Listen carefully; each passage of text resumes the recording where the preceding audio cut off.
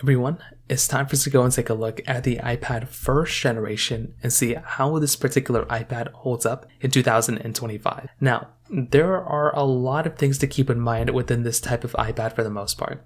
I will tell you, for a long period, these types of iPads, just the thought process behind an iPad was so legendary because they started off as just being like bigger iPhones. If you remember when these devices came out, a lot of people were just like, why would I buy an iPad? That's like a waste of money. Literally, I already have an iPhone. Why do I need a bigger one? And it's funny because for years and years and years after, Apple had to go through and really fight that type of stereotype. And they obviously ended up becoming successful because their iPads sell very well and they have like 30 different versions of iPads. But this is the one that kind of started it all. So let's go and see how the iPad first generation holds up now. Nowadays, this thing is 15 years old now, which is insane. So I probably wouldn't recommend anyone to buy this particular iPad and use it on an everyday basis. But if you do want to go ahead and buy an iPad that you want to go ahead and kind of use here and there if you want to pick up any newer iPads, I will leave some links down in the description below. You can get them from there and you can help support the channel at the exact same time. Now, starting off with the outside of the iPad first generation, this iPad came out in 2010. So you have to think, and keep in mind in the back of your head that this is a 15-year-old iPad. That is insane, right? And it is interesting because the successor of this iPad did bring some stuff to the table that made it last a little bit longer. But this iPad was kind of more so just a proof of concept, I guess, to kind of test the waters and see if people would like it. And, people did end up liking it. That's why they kept making the new ones. So when you take a look at this particular iPad, for the most part, this iPad still looks pretty decent. Like, it really doesn't look that ugly. Like, if you're looking at this type of device, you'd probably be shocked because Apple, did a decent job with the design portion of this particular device. So I think that in and of itself is a nice thing. Very, very thick bezels on this thing, as you can imagine, but it was a 9.7-inch IPS LCD panel. But like I said, it's a very thick amount of bezel. It's a very big display. But if you were to, release an iPad like this nowadays, you could imagine that this would be, a little bit of a different type of situation. So from that side in and of itself, that is kind of one of those things you're going to have to keep in mind. On the bottom, you're getting that home button, which was great. And you have to remember, this thing came out around the same time as the iPhone 4S.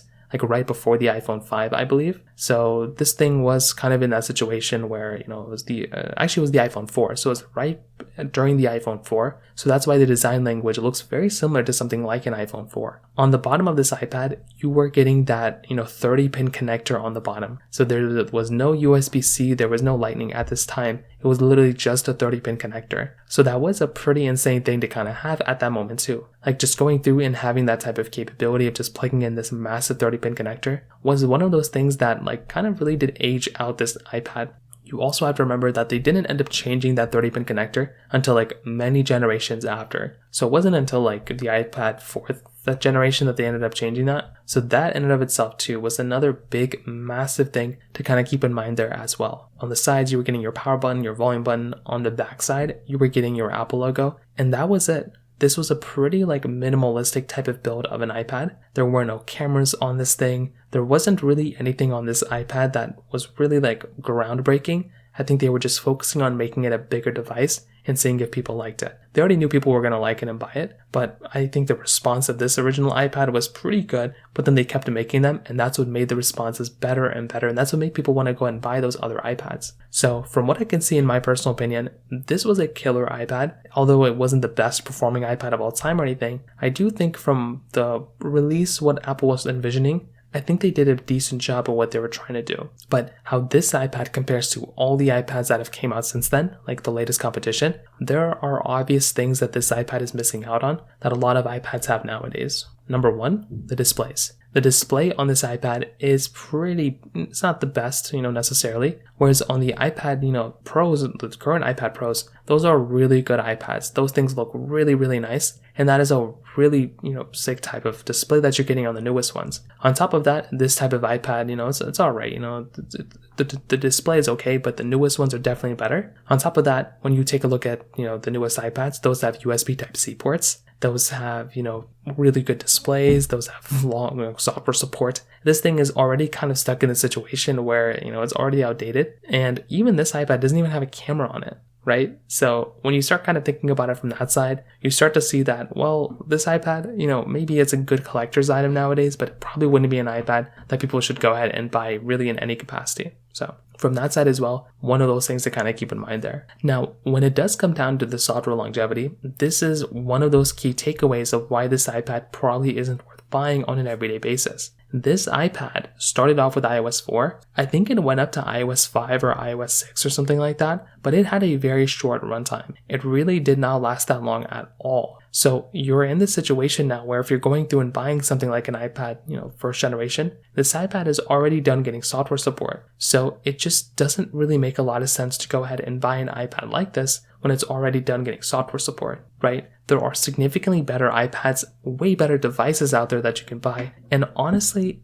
I think these iPads, the first gen, are starting to get more expensive just because people want them as a collector's item, right? They're going up in value. So you could probably buy like an iPad, 6th generation or 7th generation, probably for the same price as this iPad first generation. So that makes me beg the question again, what even is the point of buying this iPad from that situation too, right? Like, it just doesn't really make a lot of sense to go and buy these types of iPads unless you're planning on using them as a collector's item or buying them as a collector's item. Because, from an actual usability standpoint, that side just doesn't make a lot of sense either. So that is just one of those other things to kind of keep in mind there when it comes down to it as well. Now, on top of that, when it comes down to maybe, the performance of this iPad, it's really not going to be giving you like the best performing iPad here either. So with a device like this, you have to remember that this device was giving you that Apple A4 chip inside with 256 megabytes of RAM. Think about that. That is not that much RAM to have inside of a device. So if you're going to go through and pick up a device, you have to remember that this thing is very, very small when it comes down to it, when it comes down to that RAM size. It's very small. It's not really that much RAM from that side either. So when you're taking a look at the performance side, when you're taking a look at the software longevity side, there are a lot of reasons why a device like this really just doesn't do that well. So there are way better devices out there to go and pick up rather than this thing. So we're still stuck in this situation where it makes a lot more sense to go and buy some other devices that might be giving you a better type of experience, right? And this is one of those types of devices to kind of keep in mind there. So in my personal opinion, when I'm taking a look at the iPad first generation, it just doesn't really make a lot of sense to go and buy a device like this anymore if you plan on using this iPad on an everyday basis, right? There are way better iPads out there to go ahead and pick up rather than this type of device. I think when you take a look at something like the iPad, 6 or 7, those are good upgrades kind of. But when you take a look at something like the iPad, 9th generation, iPad 10th generation, those ones do give you overall way better experience as far as I can tell, rather than this thing. So from that side too, it just doesn't really make a lot of sense to go and buy an iPad like this. There are significantly better iPads out there. This one is only good for a collector's item. But it is really interesting to see what the impact of this type of iPad was, because there was a lot of power that, Apple kind of pushed out within this type of iPad. And I do think it was a really, really, really impactful device when it came down to it. So from that side, that kind of covers it up there. If you have any other thoughts or questions, please let me know in the comment section below. Hit the like button, that will mean so much, but definitely hit that subscribe button. More importantly than everything else, I love every single one of you guys. Hopefully I'll catch you guys in the next video. Peace out till then.